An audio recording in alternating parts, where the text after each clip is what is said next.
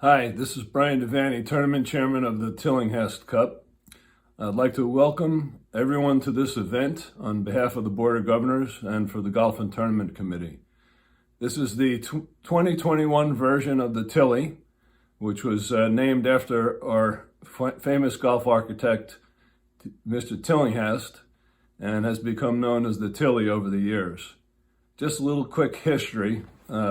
The Tilly was started in 2008 after the tremendous success and popularity of the Nibs, the Charles Nobles Nibs Championship, or Member Championship, which started in 1999.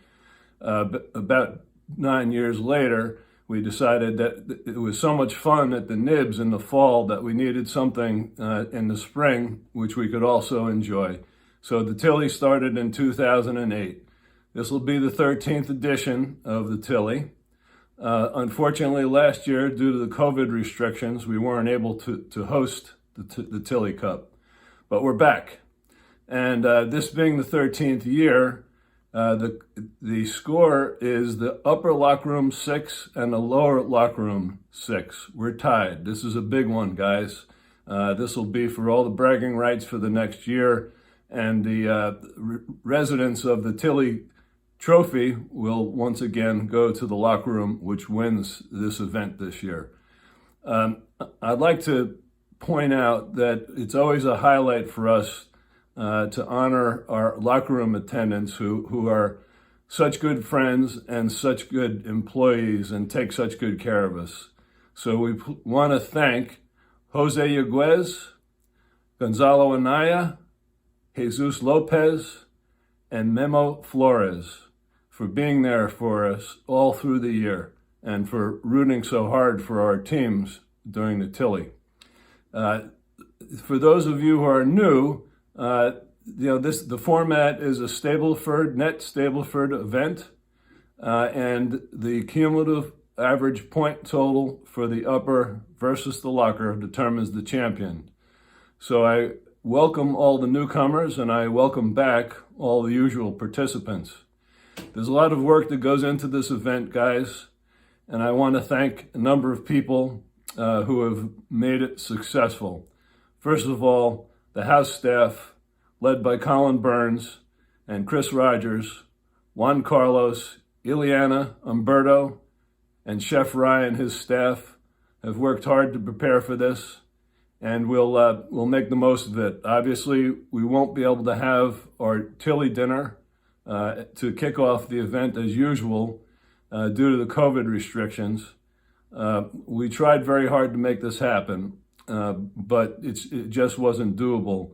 On May 19th, New York State restrictions go up to 250 people in a group, so that bodes well for our future events. But for this one, we'll just have to go without the dinner. I'd also like to thank our pro staff, led by Mike Gilmore, and certainly Mike Durkin, our tournament director, who works tirelessly to bring these events to life. And I want to thank him very much for all that he's done for this event. The greens are coming around thanks to Steve Rabideau and his crew. It looks like the weather is finally turning a corner. We're going to have some nice temperatures north of 70.